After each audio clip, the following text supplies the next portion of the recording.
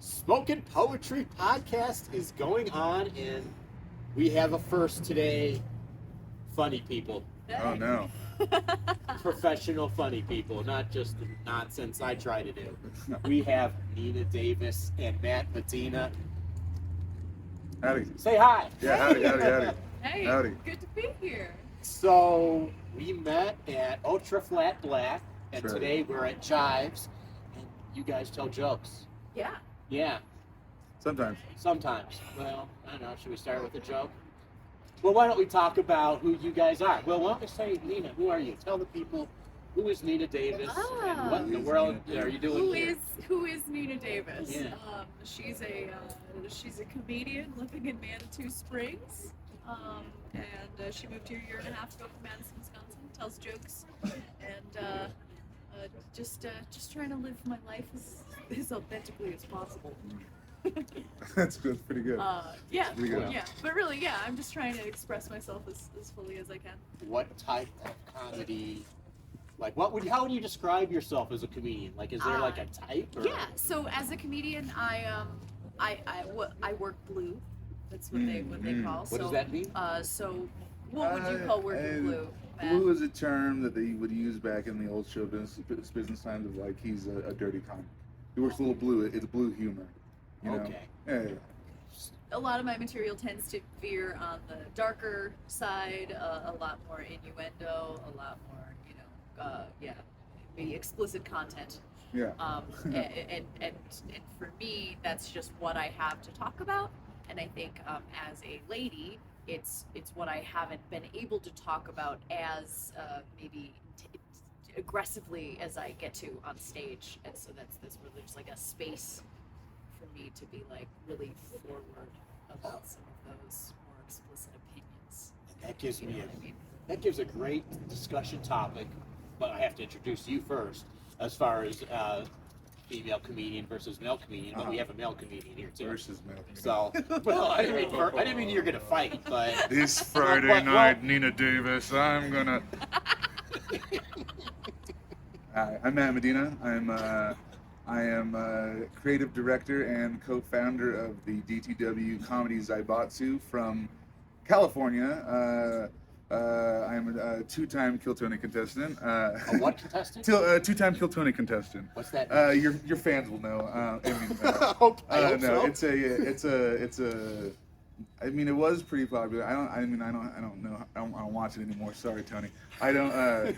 But it's like a comedy variety show. You put your name in a hat, and if your name gets pulled, you come up and do your best 1 minute of comedy.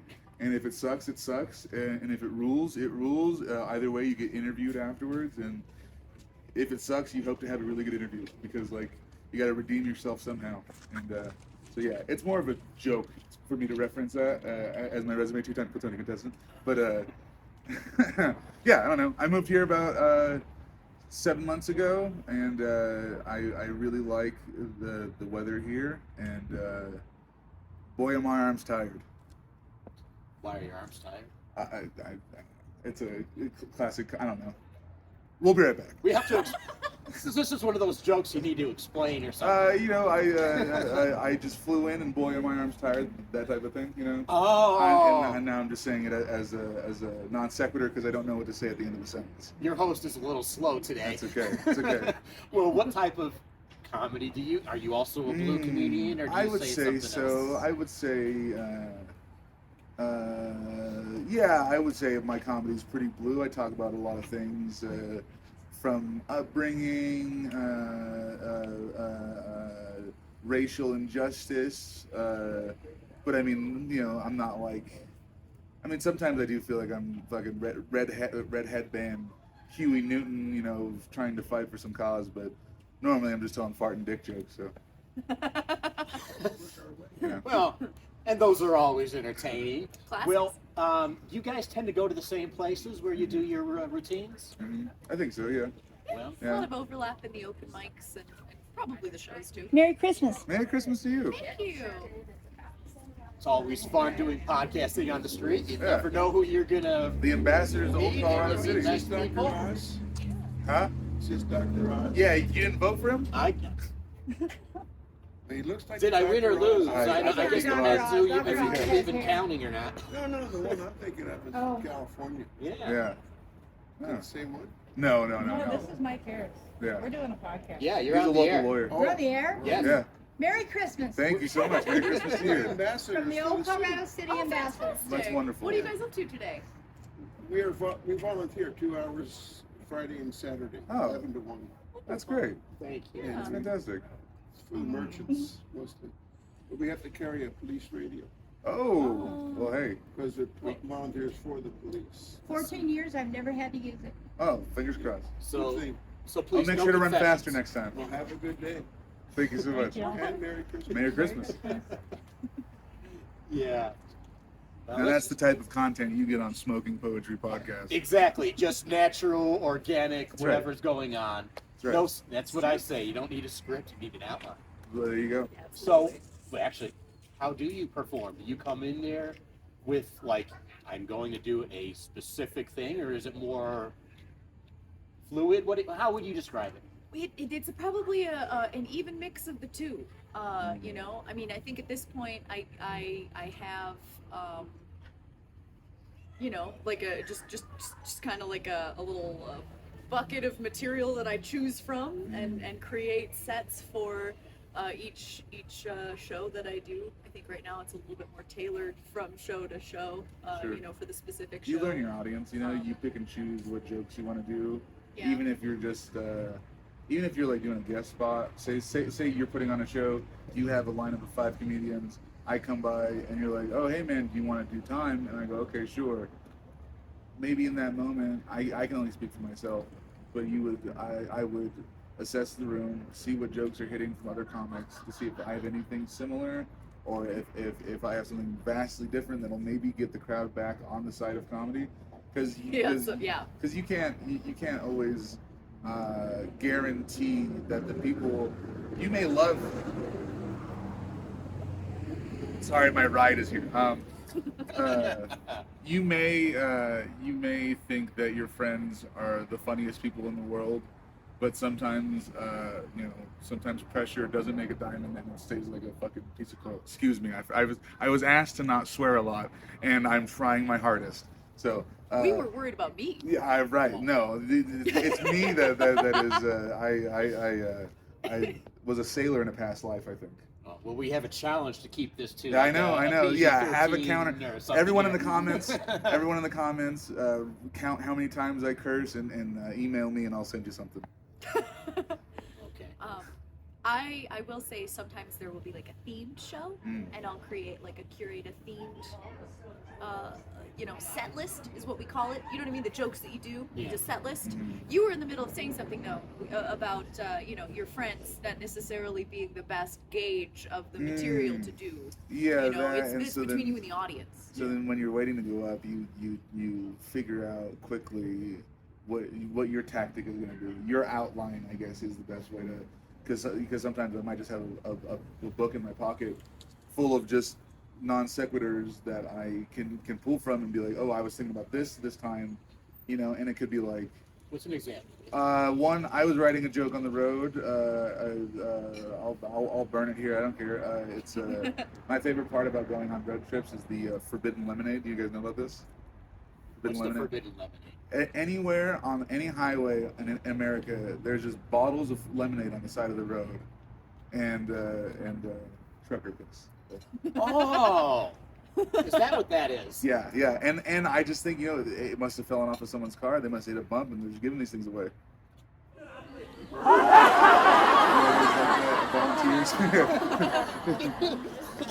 Old ladies, did you like that comedy? You know what? Merry Christmas. And actually, does this just gave me another question? Like when you're doing a crowd, there's an audience, you hear laughter, you hear reaction. Yeah. Here we're sitting here and we don't have exactly we have people walking back and forth, but we don't have a huge crowd. The captive audience. Should we have the canned laughter? Are we gonna add that? Yeah, edit that in. Edit in the biggest pop laugh you can find. I'm talking about Ed Sullivan levels of laughter. I want that. How do you gauge how a show's going? Like, Well, that's an interesting question. I did a show recently where there was some. It was maybe like specifically licensed like cannabis consumption space, Right. What a legally gray area. That is a solid. I love that. I don't know if we want to give them a plug or not. Tell them. Oh, We they, don't want oh, they're a anyone plug mad. for sure. Well, It's not- they're absolutely on. They are above the board. It was Yeah. a vaporizing only situation. You know, Yeah. but The lawyer in me is like, maybe we should keep them out of it. yeah. I wouldn't call Their name. address is 374. Not even close, and Yeah, not yeah. even here. It was out of town, and I think I nailed the way I introduced it. I will say It was in Canada. very It's not in America. Oh, okay. But a lot of the audience was under the influence, and when people are under the influence of that specifically, I find that they don't laugh out loud as much, but you get a lot of eye contact, and then there's like a big like body laugh or like a laugh, and then they're like covering it. And the way that the space was, I was getting a lot of this one-on-one connections. I wasn't hearing the feedback of people having a good time, but their faces looked like they were having a good time. So that was like it's a new thing to gauge. It really is just plugging into the energy of the crowd and however it is that they're communicating with you. That might be laughter, that might be eye contact, that might be leaving. How long have you guys been comedians? I've been doing this for 5 years. 5 years and some change. It was 5 years on Mine's September about 11th. 4 years. Okay. 4 years, yeah. Is this like a full-time gig or is this a part-time gig? I mean, do you pay bills doing this? Is that? Not all the bills, but maybe some bills. I'm not really a bill guy. Yeah. You know, Okay. I'm not really Ditto, into honestly. Bills, never heard of them. actually. No, I am personally financially struggling in a way that I hope to look back on and find charming. But Yeah, I yeah, am, that is a good. You know, That's a good Yeah, phrase that for is. it. I I eat am ditto. Charming how broke you Yeah, guys yeah. are, right? But What like- Nina's trying to say. actually, what Matt means by that is help. You know, yeah, it's very difficult, but I understand and appreciate that this is me gambling on myself, whereas some of my peers may have taken out tons of money in student loans, etc. I have chosen to go into other forms of debt so that I can follow my my sweet comedy dreams, and it is paying off. I will say. Yeah, the idea of being able to live off of this in the next 2 years is very possible. It's very possible. Well, maybe this will help. We'll get some material you can There you go. share. Yeah, Uh, yeah. What material can we share? Oh, what material can we share? You got one to burn? Yeah, can we You do got a burn? any kid-friendly stuff here? Broccoli's gross, am I right? You guys know about? Have you guys tried this broccoli stuff they're pushing on us? Broccoli, Oh, gosh. what's- You know, yeah. And if anybody's under like for the 7-8 and under crowd, I don't know if Which I anybody, think that's your demographic, right? right. Uh, that just That's my mentality. so- Yeah, okay. you guys familiar with the TV show Nina Needs to Go? It's a short. It's a short. You're familiar with it, right? You've seen it. It's a great show. It's a great show. It is. And but I think it's relatable to me because if I knew that my grandmother was gonna burst in and like take me on some really cool adventure, I'm hopping on the top of a train and I'm getting to see all this cool stuff, I wouldn't use the bathroom before I left the house either. If I had an escape button that I could press and be like, hey, I gotta go to the bathroom and now I get to go do something super fun, what's my incentive to go to the bathroom before I leave the house, That's all. I'm just saying I get it. I get the character, and it's not just because my name is Nina. But when I say my name is Nina to some people, you know what they think I need to do all the time. That's use the bathroom. Okay. And that is my Double piss joke. I thought. and that's my child-friendly material. I think that's close enough. Yeah, That's good. That's pretty good. That's pretty good. I mean, like it's That was I network TV level. I clean. made a story observation bit about a pop culture piece Children's geared show. toward children. Yeah. That's pretty high level. That's pretty- I honestly. Yeah. That's impressive. Do you guys have like albums or something like that, for lack of better words, or like material online or something like that? Yeah. What do you guys got? I got this. The DTW produces quality video content on YouTube, and I have I had. It's kind of dormant right now. It's a small travel show. Yeah. It was based in California. It's called California Days, and I'd go to different small towns within California and show their culture, talk about their history, try to meet some people there, and it was a lot of fun. I did like 2 or 3 episodes, and I ended up moving out here, and I'm maybe thinking about bringing it back under a different name. Yeah. But we can give them the link. So Yeah, people can check it out. DTW Productions, youtube.com/DTW Productions. You can see it, watch them all. YouTube or Yeah, where? YouTube. You can see them on YouTube. California Days, DAZE. And you'll see my fat face on there. I'm not going to respond to that because I'll get in trouble. You do not have a fat face. You have a beautiful Thank you. face. There That's you what I go. meant to There say. it is. There I'm it a little is. Thank slow. Thank Your you. host is a little slow today. That's all right. That's all right. Yeah. But Slow to get here, I'll tell you that. well, that's true. Show business. Anyways, what about you? You got any material out there for the world? So I've got a 5-minute clip on YouTube that I use to submit to festivals, Yeah. and that my mom shows to her friends and dates. And then I am working on like publishing more like reels and like TikTok type Oh, yeah. content that's in the smaller digestible bits. I'm not. Social media Yeah, is yeah. maybe one of the banes of my existence, at least, to try to not stay relevant on the internet, because I have been on the internet for I'm one of the lucky late 20s people that got the internet when they were early teens, so they didn't get it as a kid to where I fully understand everything. I understand enough about the internet and how to appeal to that crowd, but the mental anguish that you have to go through to always be posting on Instagram, continuously having a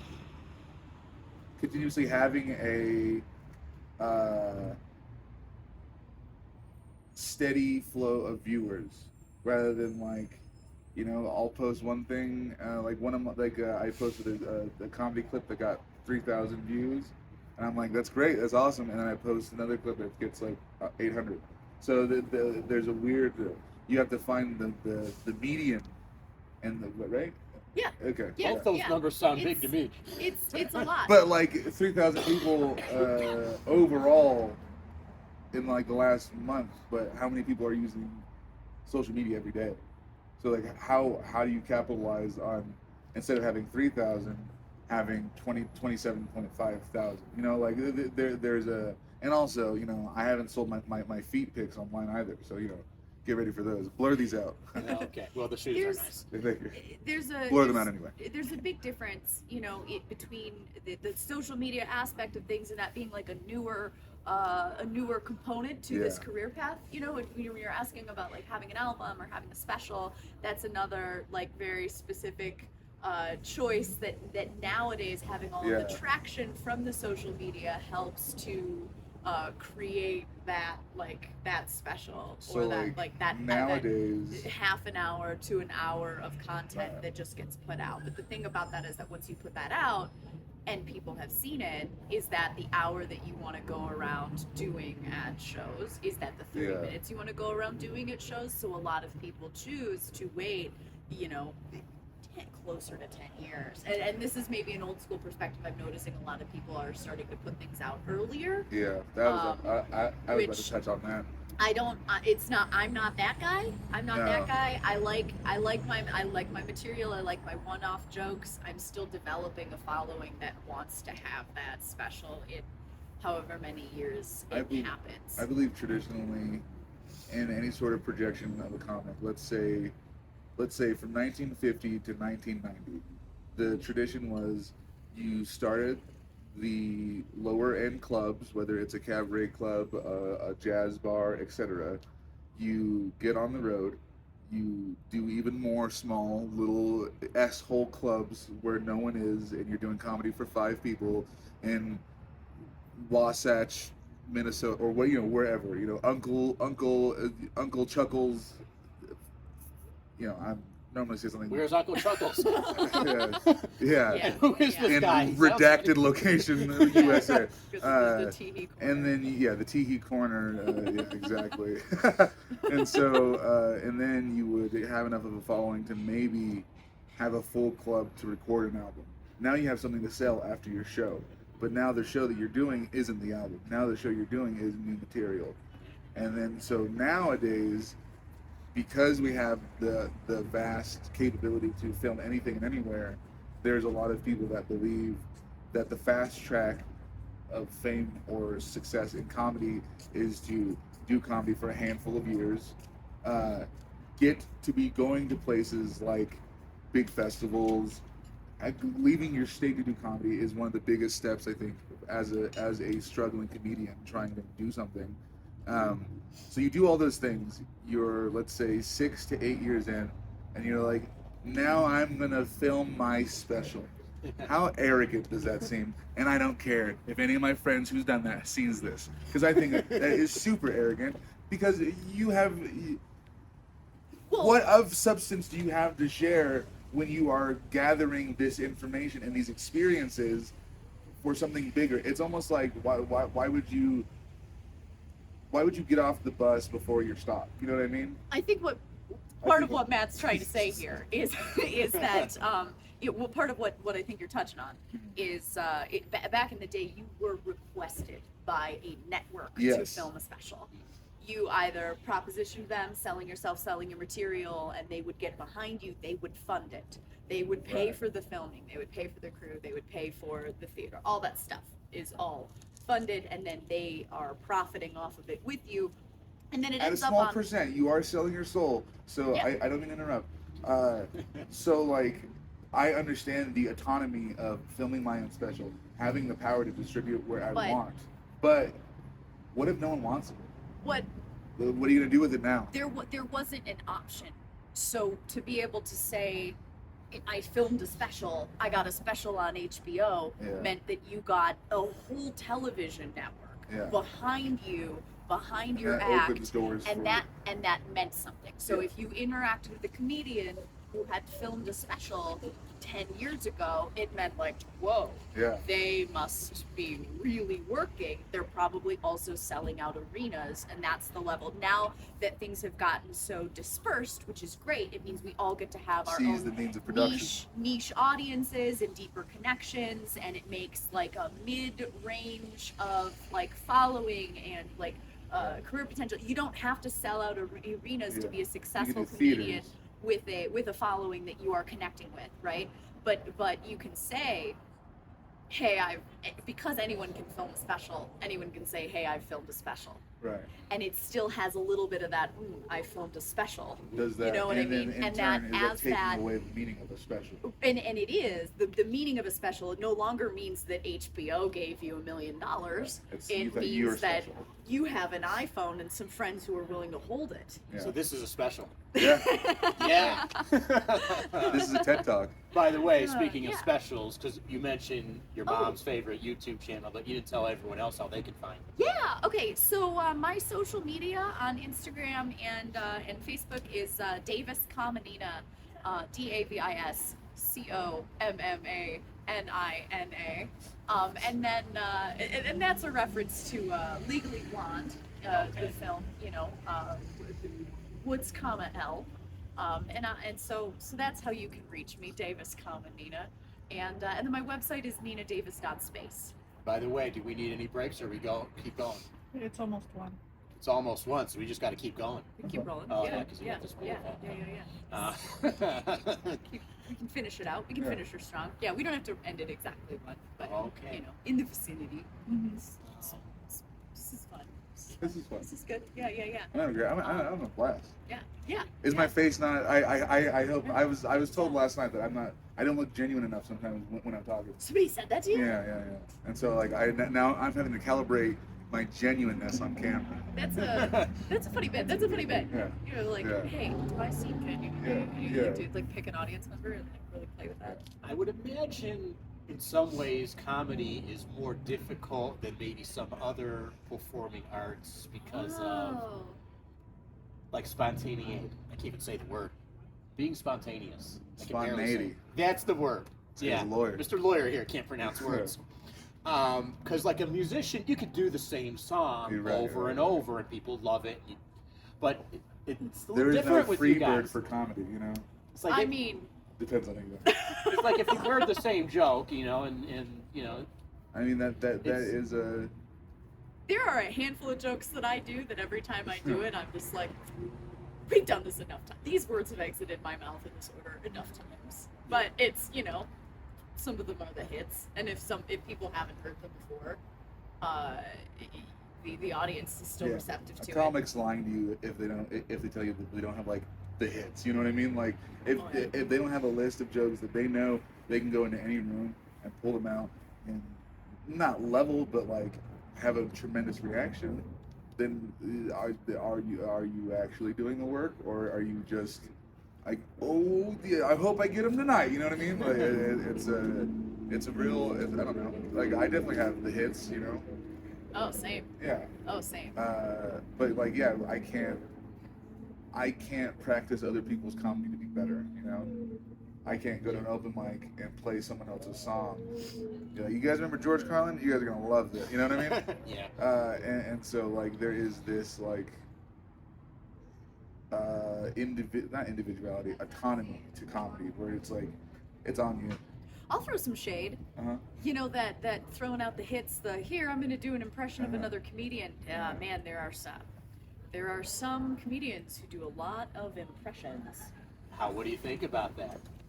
Not your favorite thing? And it's just, It kinda I think rolls. that's, if you're doing an impression of a cartoon character, sorry, welcome to Under the Bus. Yeah. If you're doing an Welcome to our impression- podcast, Under the Bus with Matt and Nina. Our guest today is our good friend. Yeah. Sorry, I'm cackling. Yeah. I like it. But anyway,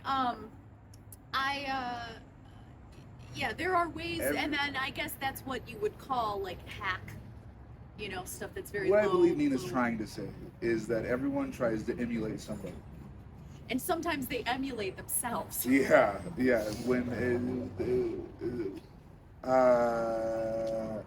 When it's almost like where does the imitation of the comic end, and where does the actual root of the comic doing that imitation start? And a lot of people have. Let's use Anthony Jeselnik. He's a famous comic that I don't care to punch up to. It doesn't matter. He's rich and I'm not. A lot of people try to emulate that style of insult comedy. Smart guy insult comedy. I'm smarter than you, and you know that, and I'm better than you, and you know it. That's the vibe. But when someone that isn't so seasoned in that style tries to emulate that, you're a fucking asshole. I'm sorry to cuss, but that's truly what it is. Well, and I'm gonna completely agree. You need the seasoning behind it, but also that style is similar to what we see in Daniel Tosh. I love talking about this.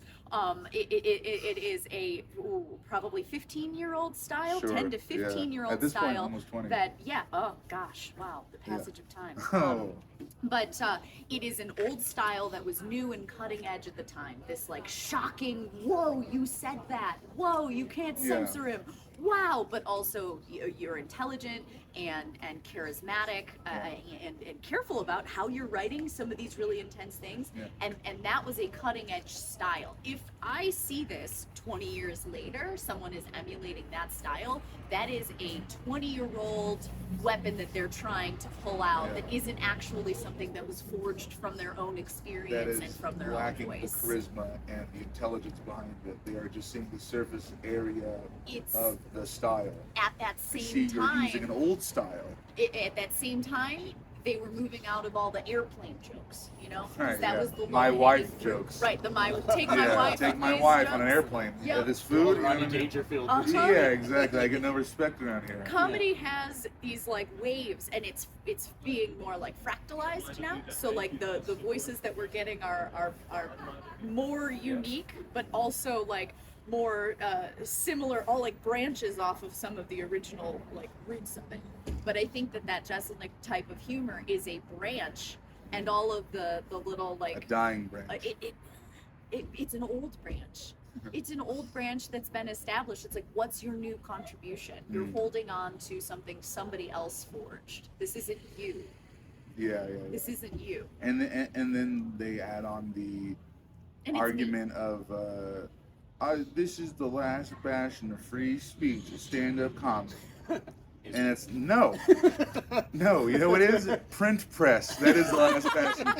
If you really want to start something, start a communism magazine. Do something, but don't go on stage and say slurs and flagrant things to incite a reaction like you're trying to be Roddy Piper in 1983 in Portland. It's not going to happen. You can't rally up a crowd to a frenzy anymore because people will throw a punch. Something will happen. People are too educated by other things. Yeah. What have you had those experiences Yes. of unruly Yes, crowd? I've been Tell me stories or tell the audience yeah. stories. I've been hit in the head with a bottle from some woman that was in the crowd at my show. Now, granted, I was not hosting. She was being extremely loud and drunk, and all 6 comics went up on stage, and she was talking through the entirety. Each comic said, "Hey, lady, please be quiet. We're trying to do something here." 6 people. I think that's an enough amount of people for me to, when the next comic goes up and she's still talking, I yell, "Hey, expletive, shut the expletive up." And then she hops off her stool, and she's 3 feet tall, walks over to me, looks at me and says, "I'm not going to be talked to like that by someone that looks like you." Grabs a beer bottle out of the old man sitting next to me and cracks me over the head. Oh my goodness. I watch wrestling, so I know, I hear a big reaction. Whoa, right? They thought it was part of the show? They thought it was part of the show. But Because I liked wrestling so much, they thought that I worked in a storyline where I would be beat over the head. So she hits me in the head. I hear the crowd reaction. I know that I'm dazed because I'm like, I can't believe this who hits people in the head? Like, California dazed. and then I feel the blood run down my forehead, and I looked at the lady and I go, "You have ruined my night. The cops have to show up now." yeah. And so They did, I assume? there was a big pull apart. It spilled out into the parking lot. The cops showed up. All they heard was bar fight, so they showed up 6 cars deep with 9 cops in them, with fucking billy clubs ready to smash heads. Wow. And then as soon as the cops showed up, this older Caucasian lady started to throw slurs. Expletives are going to get it now. The cops are going to take care of you, etc. And at that point, we were like, "Whoa! Now it's a race thing?" Like, I thought you were just like, well, "This is insane." I'm bleeding. People are screaming. The cops separate us. They take the lady around the side to a wave of boos. I've never heard the cops be booed so much. It was hilarious. And then they're questioning me, and they're asking me how much did she drink, and I was like, "I don't know, enough to hit me in the head with a bottle. Like, I'm not her husband. I'm not. What? I'm bleeding. Help me." And yeah, man. And so, like, hindsight, I probably shouldn't have said that. But also she probably should have been a drunk a-hole in a bar when 6 people tell you to be quiet. Throwing a beer bottle on Yeah, you. and also, either. That's probably that not is the the move. point. You shouldn't hit anyone over the head. That's the heart of it. Yeah, and so that had a tremendous effect on my mental psyche for like 6 months after, because I developed this weird social anxiety that I've never felt in my entire life, over the fear of, like, am I going to be, I wouldn't say a victim, but I mean I was a victim in that situation, but I wouldn't personally want to play that victim card all the time, and that person what did I just say? Anxiety, social anxiety was making me feel like that, of like, I can't go outside. What if this happens, and then everything, glass shatters? You know what I mean? It spider webs. So yeah, there you go. Don't yell expletives at people when they're drunk at a dive bar. So what terrible felonies have you been a victim of on stage? She did get arrested. I do want to say that she did get arrested. Not me, the lady. Well, yeah, no. I witnessed Nina Davis be arrested. No, I said no confessions on the show. I have another show. I tell people Back not and to to the confess. left. Wow. Well, okay. So I wanna circle all the way back and touch on the free speech thing, just because I think I've been saying this a lot. This conversation around free speech is no one's trying to take away anybody's rights. Exactly, Free speech is not exactly. dying in any way. There's No. no governmental intervention at all. What is dying is your ability to be like a huge jerk on stage or in a public space and not have people call you out for it or say like, hey, that's like not cool, Right. You And I could be think funny without insulting groups of people. exactly. It's Really? possible. What a It's notion, entirely right? possible. It's entirely What a possible, notion. you know? So I will say, as far as my heckling experiences, I have a lot of people. There are a couple of jokes that I do where I ask a rhetorical question, people will respond, and sometimes that messes with the rhythm of things, and I have to like go with it. Kind of some of that improvised stuff that we were talking about. There's that spontaneity there of just Yeah. like, all right, I got to pivot because I- this person just trampled my punchline. Did I do And- that to you a couple weeks ago? Oh no, I involved you in the bit. Oh, that was on purpose. Yeah, You yeah. got me There on was purpose. there was a point. Yeah, specifically that interaction was me reaching into the crowd, seeing you were receptive to a conversation, having that conversation, and using it as part of the bit, right? Yeah. No. Sometimes, people just yell stuff out. I was wearing a sweater, and some guy at an open mic was like, "You're wearing a houndstooth sweater." What's And that even mean? It's just the pattern. pattern. It's just the pattern on the sweater, and I knew. Your host is I knew behind the times a little wearing bit it, also. Yeah. I don't know all these terms.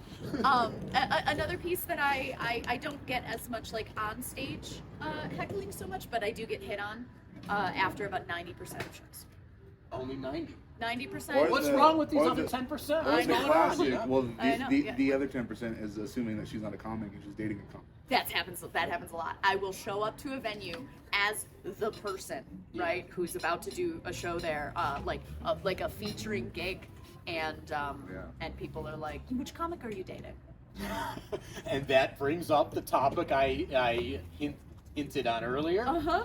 What is the difference of being a female comedian and a male comedian? So Matt, why don't you tell us? Well, That's as a- exactly as a what it female is. comic- It is that exact thing right there. As a female That just comic, I doesn't gotta say, I happen. feel very silenced. I feel very oppressed. And if I may, as a woman of color, I mean, go ahead. Well, yeah, seriously, You have tell us more some funny experience with stuff being a about woman what than that's like. Yeah. Well, I mean, I'll try to dance around this as delicately as possible Don't to be delicate. to be sweet to the audience. Oh. But people talk about when and this is not the first time I've said this. This will not be the last time that I have said this. When people start doing comedy, there's something that happens, and if it's like, whoa, I love this. I'm in love with this medium. I am finding my voice. I'm connecting with people. I think this is what I'm supposed to do. I've seen it running an open mic. You see it happen to new comics. The moment where they're like, I like being Yeah. on stage. This They is get what I the want zap to do. and then they're Yep. like, And I it's like this just gotta is, do it. and there are a lot of people who are willing to lose their families, their day jobs, their liver function, so that Yeah. they can be a part Their of the love open lives. mic circuit, just to have a chance at being part of the road dog circuit, to be a chance of whatever that evolves to. You want to be a comic, and you would do anything to be a comic. And for the majority of women in comedy, part of that is being assaulted. You have to be willing to experience that. And I would say, as far as like myself and all of the women that are involved in the industry that I know personally, that has been a part of the experience, or an attempt has been a part of the experience, and that is awful. Now, Yeah. the lawyer in me needs to narrow this down a little bit. for our- Sure. When you say being assaulted, what do you mean? Well, there are several forms, right? I mean, there's just general day-to-day harassment. There's being hit on by other comedians, hit on by Promoters. by promoters, people who are booking the shows. There are, being 2 weeks into comedy, other comedians are fairly standoffish. There's a lot of turnover, so we don't make friends with new comedians immediately. When you're a woman and you're entering the industry or the scene, there are predatory men who are aware of this, who will reach out to you, isolate you from the people who are not ready to get to know you yet, and then, do whatever they're going to do. And this is a common thing that's happened to myself and other women that I know to be, and that generally looks like some sort of alcohol or drugging incident that is fairly physically violent. Other experiences are just like gatekeeping on the booking. You have to like flirt with me or give some sort of maybe a intimate favor in order to get on this show. I personally had an incredible career opportunity come up for me, and the man who was in charge of it just commented on how I looked and how I was dressed, and got fired a year later for harassment. And still at the time I had the experience of my tiny little career being in the hands of a man who was only interested in the physical aspects of anything that I had to offer. And it's just a constant crushing thing about being a lady in this industry, and it's very unfortunate. And I can't even begin to the frustration, especially in this area. We're in Colorado Springs right now. To be a queer comic on top of that is a lot. There are a lot of comedians who are queer who have some pretty unsavory things said to them, about their orientation and lifestyle, like here, and it's bad. How much?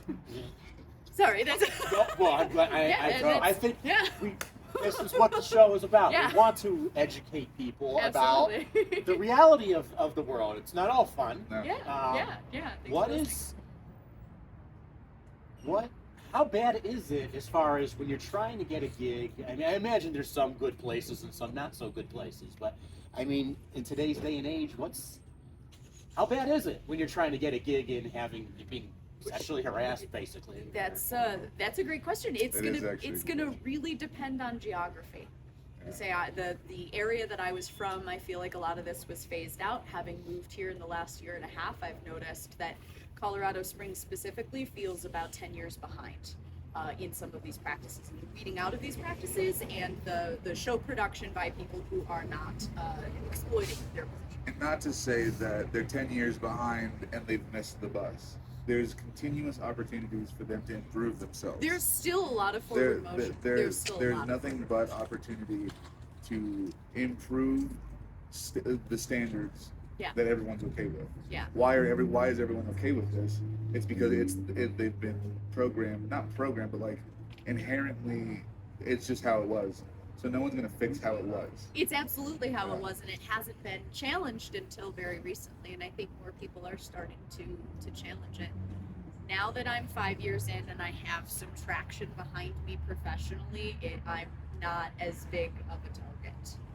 Nobody's going to try to get me to do anything weird in exchange for anything, because She's solidified her talent and her position on the leaderboard here. But for a new starting out comic, Bad. there's some extra challenges for the Absolutely. female versus Absolutely. the guy. It means being made very uncomfortable by people, potentially having been assaulted by people, and then having to go do shows and open mics with them on a weekly basis so that you can continue down this career path. After all that, I have to ask, all of this, it's not all fun. There's all this extra stress. Man, it's the business part to show business. Yeah. No one realizes that. So why do you do it? I think I have a lot to say, and I think I've become fairly confident in saying it. I'm confident that the way that I approach comedy feels good to me. And I don't know if that was always the case. When I started, it was a lot of, this is therapy, and I'm gonna say these things that I don't know how to say, in a conversation, so I'll just say them on stage, or I will overshare so that I can compensate for my lack of boundaries and communication in other areas. And I feel like as I've continued to solidify my voice, I'm doing this because it is the best way for me to connect with people and talk to people. And a lot of my material is like, hey, I'm a queer woman, and I'm here to talk about it. And I've got a lot of jokes developing, especially lately, that touch on like the challenges of not realizing that I was queer until later in my life. And these are the conversations that I want to be having, and it's the most convenient for me to have them in a funny way. I feel like people are, sometimes very receptive to new ideas. If you've been able to filter them and refine them into something that is very funny, it takes them off by surprise, and it's just I'm just spreading my own propaganda. What about you, man? What is your motivation in propaganda you want to spread? I can only give the insight and perspective. I am a male comic, but to other people, I'm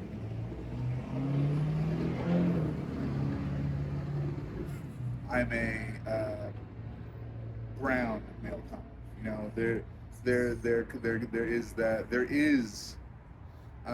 is that racial wall for people to climb.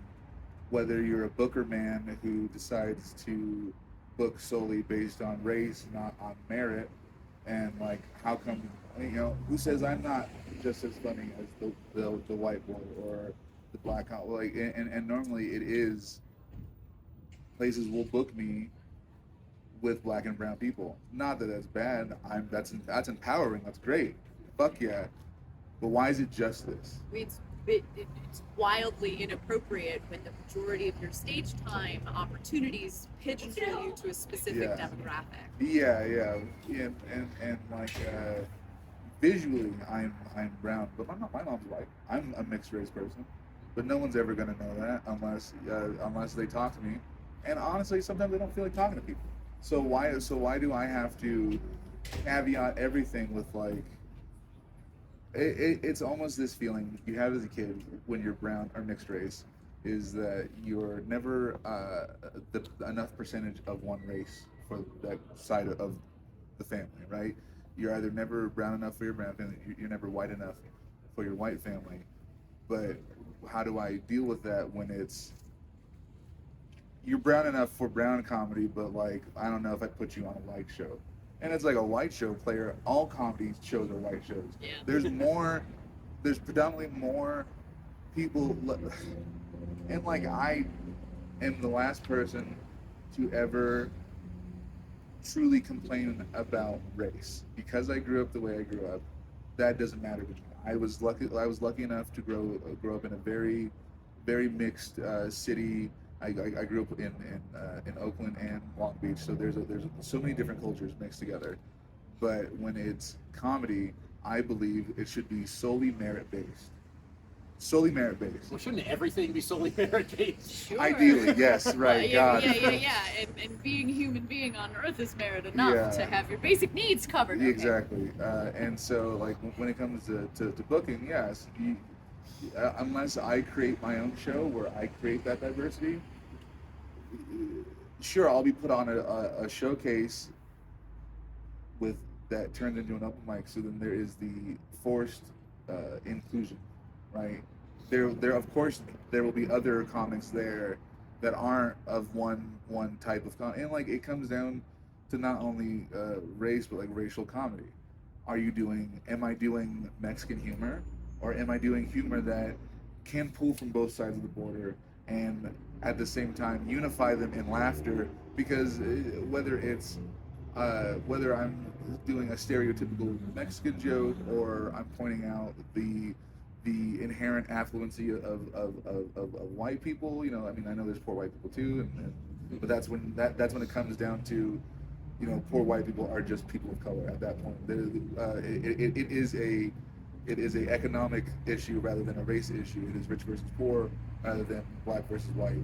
And when I'm punching up at the people in power that happen to be a certain color, there could be backlash from a club, because what if that person thinks I'm talking about them? Yeah. When in reality, it's like, brother, I'm talking about the faceless suits and ties that I don't see, not the guy that paid me $25 for a weekend hosting gig. You know what I mean? So like, who am I? Who am I to speak about the trials and tribulations of being a female comic, being a queer female comic, or even being a person of color who happens to do comedy? I'm trying to get to a point in my career and my status where I'm a comedian first. Yeah. That doesn't matter. What I look like doesn't matter. Yeah. And I think that once we embrace our differences and realize that is truly what unifies us, is our different cultures, is our different backgrounds, and that becomes a mutual understanding. I will never be just a comic. I will be a Mexican comic, or I'll be a brown comic, a brown guy comic, etc. That shouldn't happen. I should be a comic who happens to be on the show with other brown people who are comics. It shouldn't be race-based booking. It shouldn't be. I shouldn't feel like you're throwing me a bone for something that I know that I deserve. You know, and that is arrogant, but only because I'm speaking from experiences that I've had. Other people could have the easiest time getting booked into a comedy, and they could be brown. It all depends on where you're at. It all depends on who you know. Truly, Location is really important. location and the people that surround you with, because as many aggressors or predators there are for young female comics, there's equal. I'm not gonna say equal to that, but there Don't is. get yourself in trouble. No Comparisons. No comparisons. But there is a higher chance for a corrupted thinking older male comic to see a young male comic who is moldable, to mold him into a carbon copy of himself. Yes, that's very And What do you mean by that? whether they have previously misogynist views, traditional male comedy views of, like, you know, whether it's women aren't funny, or I don't know, it comes back down to the saying flagrant things for responses. There's this weird performative aspect of, like, I'm the zany gonzo guy, and if you hung out with me more, you'd get booked more. If you hang out with those in lesser terms whiny liberals, you're not going to get booked, because you're not hanging out with the cool guys. And it's like, brother, you're banned from clubs because you do horribly flagrant things that is almost calculated, almost so calculated, because they feel disenfranchised that they need to destroy the surroundings so that no one gets to play. If I don't get to play, then no one gets to play. I I can't have her. No one will. Straight up. Yeah. Go ahead. To build on that just a little bit, I think of what you see in that. If there's there's an older, we could just say older comic, right? Sure. Who is carving out a path, because this is all about, you know, like, your voice, forging your weapons, forging your voice, forging your specific path. And as artists and as people, we all have our own specific path. So if you're trying too hard to mentor someone, you're keeping them in the shadow of your path, and you're further ahead on your path. It's your path. You're keeping them from discovering their own voice and their own stuff, right?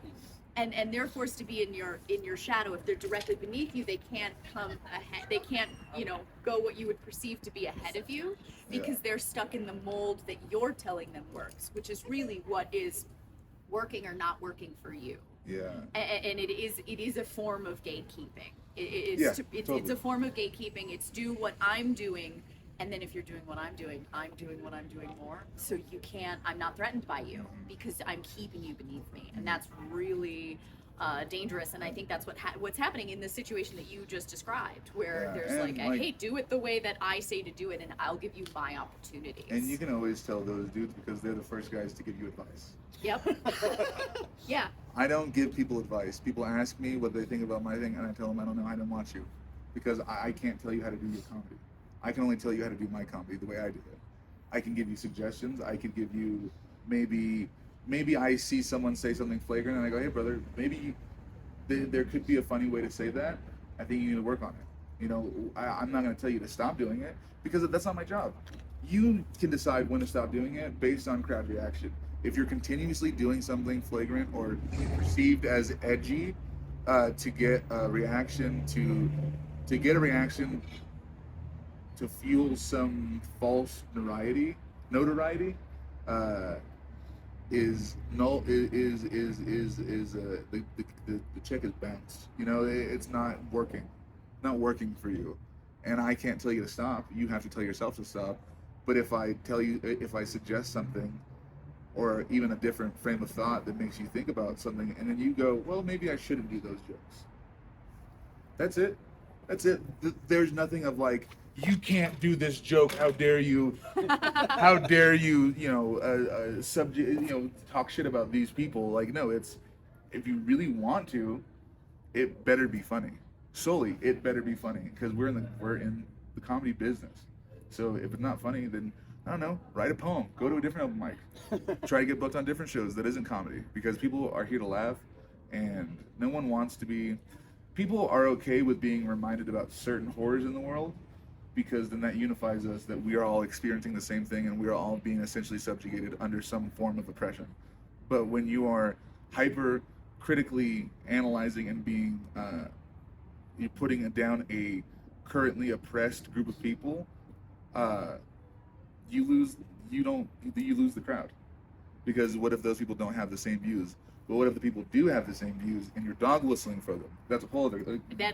Yeah. So it's a fine line that people don't ever really try to walk anymore.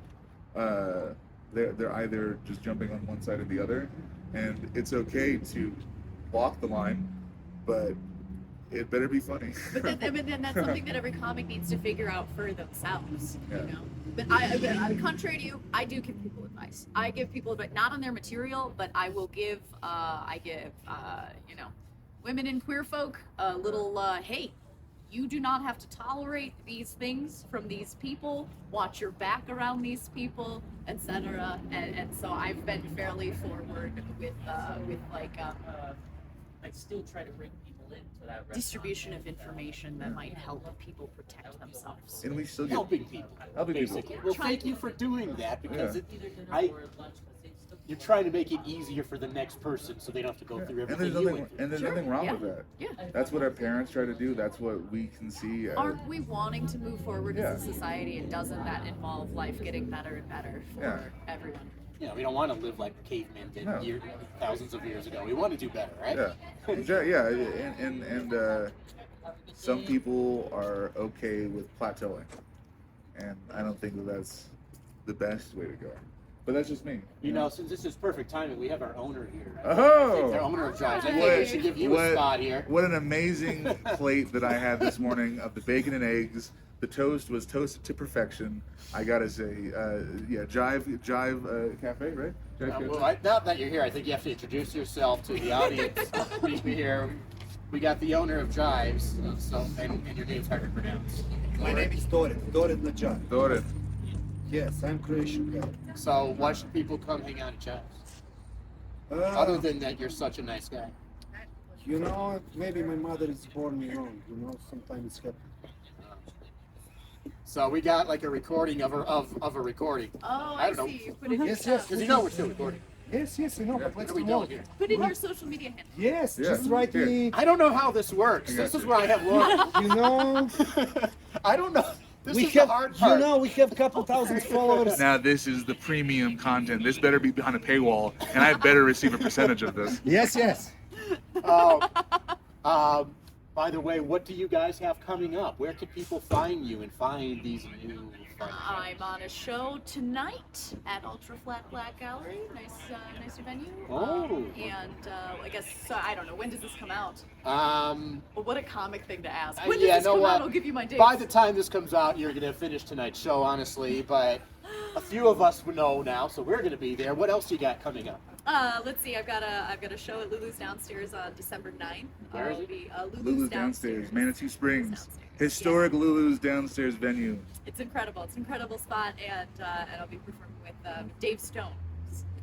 So when is this? That's going to be December 9th Yeah, Okay. at 8 December o'clock. 9th. We'll have it out before December 9th. Oh, perfect. Yeah, get your tickets. She's now, like- now poor she's like Lauren's shit. rushing to edit this She's before like December shit. 9th. And She's like, you got a second editor? That's crazy. What about you? What do you got coming up? What I got coming up? I am December 27th, Vultures, the committee. I will also be on that show I'm on with there Nina. too. Yeah. A lot of funny people.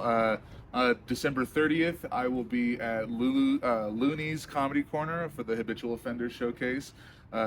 Tracy Kellett, right? Who's on that? Yeah. She rips. Let's see what else. In between, I will be doing spots at Lulu's. I will be maybe working the door at Lulu's because I'm a poor comedian and I need money. So you can send money to Venmo at DTW1313. My Cash App is super fancy. You can follow me on Instagram at kungfugripe. It's like kungfugripe with an E. YouTube.com/DTWComedy. Do the work comedy on Instagram. Dirty Thriftwear, which is our clothing division of the DTW. Dirty thrift wear. Yeah, keep doing the work. Did we get all your stuff out, or are we more stuff? you Yeah, need to just share? just Nina Davis, DavisCommaNina. That's also all my my Venmo, Cash App, PayPal is also DavisCommaNina. I cannot stress how wild things have been. What a gamble on myself I have taken over the past couple of years. And then NinaDavis.Space is where is the hub that gets you to all the other stuff that I do. So what other great questions do I need to ask? No? I'm asking the studio audience here. What do you wanna What know? else we got? Well, I thank you for taking that chance, because I have noticed you guys are genuine and you come out with your own unique stuff. You're not just copying what other people have done, and I really appreciate that.